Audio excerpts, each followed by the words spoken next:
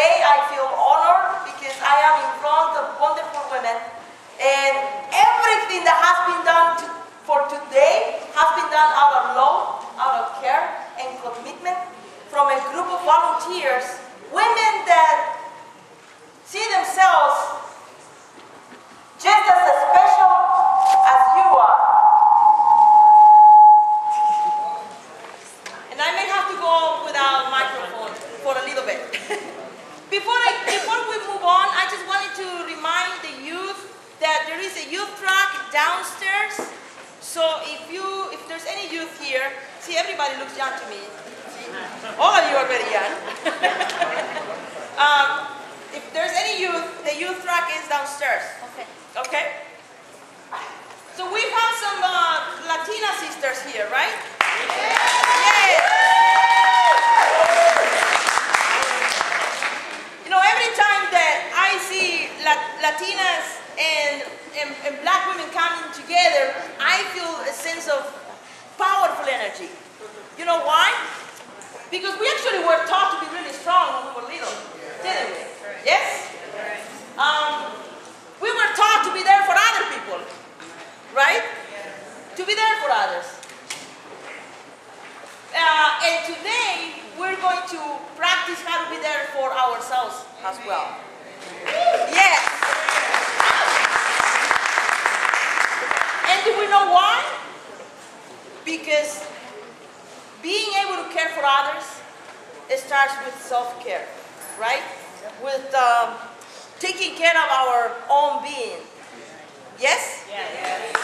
All right, so let's give an applause to you for making that commitment to be here today. And I just want to say something. If any of you came here today with any kind of doubt of why am I going to break in the silence, let me just say something. There are people that work tirelessly after hours for about a year or so to make this happen. So if you're wondering if someone cares about you, believe me, there's a group of people that cares about you. We have presenters that have come today, we have volunteers, and we have the planning committee that, you know, you get a chance to meet later on during the day.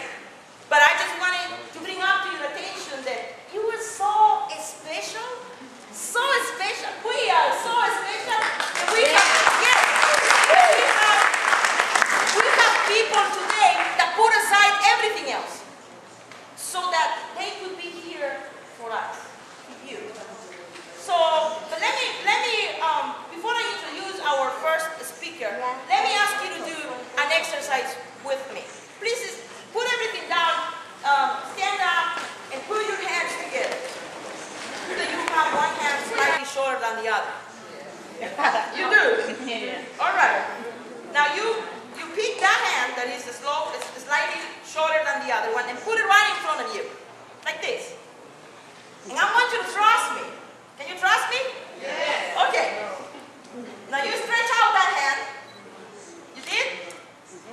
And now you're going to say to your hand, don't look at me anymore, look at your hand. Look at the beautiful hand. You may have not seen it this morning because maybe you rush out to get here. Maybe you have to take your children somewhere else for someone else to take care of them, right? You did the right thing today, though. Someone else can take care of them because today is your day. So look at your hand because we're going to start focusing on you. That's what you're going to start doing now. And you're going to tell your hand to grow 10 times. Just trust me.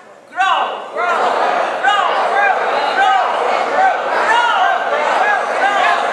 5 more times. Grow, grow, grow, grow, grow. All right. Put it together.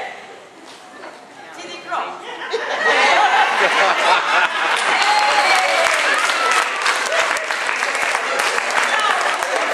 Let me just make a little disclaimer here. I'm not saying that we're going to try to enlarge parts of the body or it's not about that. But how long did it take us to do this exercise? 5 minutes. Minutes? Seconds. Seconds. Yes. Few seconds. Did you think about anything else? No. Did you focus? Yes. Did you make things happen? Yes. Did you have fun? Yes. And that's what this conference is about today. We are going to focus on us. You're going to focus on you, on yourself. You're going to learn a lot. And guess what? You're going to teach others a lot. Because here, this is a platform for us to enrich one another. We all have a story. We all have a life that we can share, experience, knowledge. The question is, are we willing to take the risk to share? And I hope that you do, because this is a sacred place. I want to welcome you to the home of breaking the silence. And I don't mean by that a physical space. I mean a sacred space. You know why it's sacred? We already made it sacred because it's all of us here together. Because this is a platform that you may not have at home sometimes. Or somewhere else, maybe where you work. But you're going to have it here.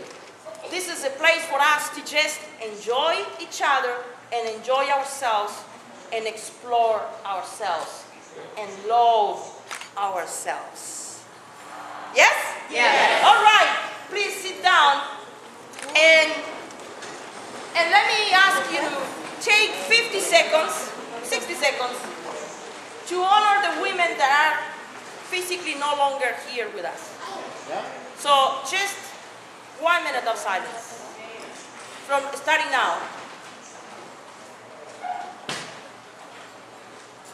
And you can close your eyes if you feel comfortable.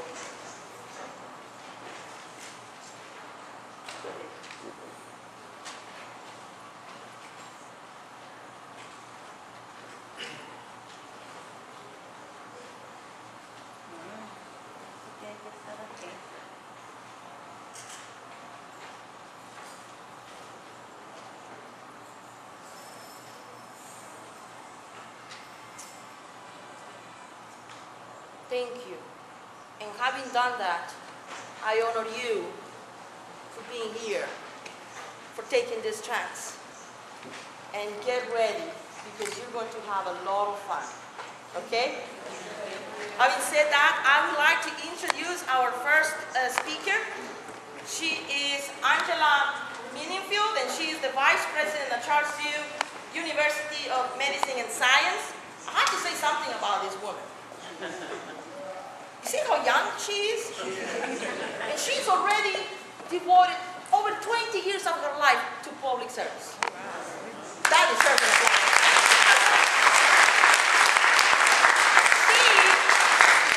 She has held leadership positions at the Office statewide of Health Planning Development. And guess what? She has a lot to do with advancing policies that increase students that are underserved and underrepresented. Students that are people of color like us. That deserves another applause.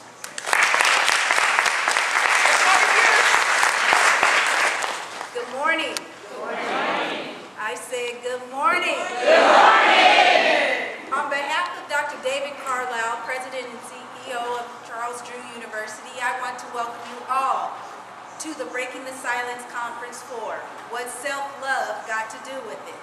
I just want to take a few moments to introduce you to Charles Drew University and also to leave you with a personal thought or even a challenge to consider.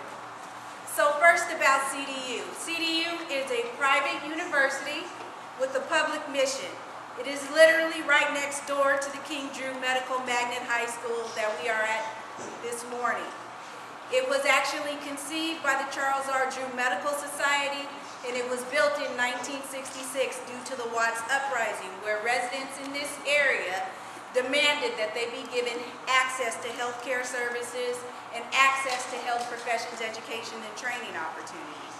The university was actually incorporated in 1965. It is the only historically black college and university west of the Mississippi. It's actually a historically black graduate institution. I should also note that it is the only dually designated historically black college and university and Hispanic serving university in the nation. It's the only university that is named after a physician, Dr. Charles Richard Drew, who we give honor to as a brilliant African-American physician famous for his pioneering work in blood preservation that has saved billions of lives, starting in World War II, and whose 46 short years of life was full of achievement, saving lives, learning, and sharing his knowledge to benefit mankind. The university has an emphasis on community, and it continues to draw inspiration from Dr. Drew. The university's mission specifically is to conduct education, research, and clinical services in the context of community engagement, to train health professionals who promote wellness, who provide care with excellence and compassion, and who transform the health of underserved communities. Our mission is achieved by educating over 600 students annually in 3 colleges. We have a College of Medicine, we have a College of Science and Health, and our newest college is the Mervyn and Dimely School of Nursing, who is named after a legendary leader and icon that we lost this past Sunday. The university has also achieved excellence through its high-quality research that focuses on key health disparities. As you can see, talking about Drew is easy, but I do only have a few minutes, and I want to talk about your presence and your focus here today. Your focus today is about you as a woman, you as a mother, you as a daughter, you as a sister, a wife, or a partner. And I even see some fathers or brothers in the audience, husbands or boyfriends, who may also have daughters. And while focusing on you, you have an opportunity to hear about the marked disparities in sexual health for Black and Latino women. You have an opportunity to learn how to have relationships and make sexual choices to protect your sexual health and to prevent HIV and other sexually transmitted diseases. I would suggest to you what I know from personal experience. We as women don't take enough time to focus on ourselves, something that this conference uniquely allows you to do. So as I close, I hope you will take time to hear, to listen, and embrace the lessons and words of wisdom from this impressive group of speakers and workshop presenters that are going to share their messages with you today. I know this might mean you have to turn off your cell phone or at least put it on silence. And why? Because it gives you an opportunity to focus, and hopefully you will accept this challenge. You will go out and share something that you learned with another sister, another mother, another daughter or friend who you know wanted to be here today, but perhaps couldn't, who might not have had an opportunity to know that this conference was here. Remember how important you are to loving yourself and other women, and take time to enjoy this conference.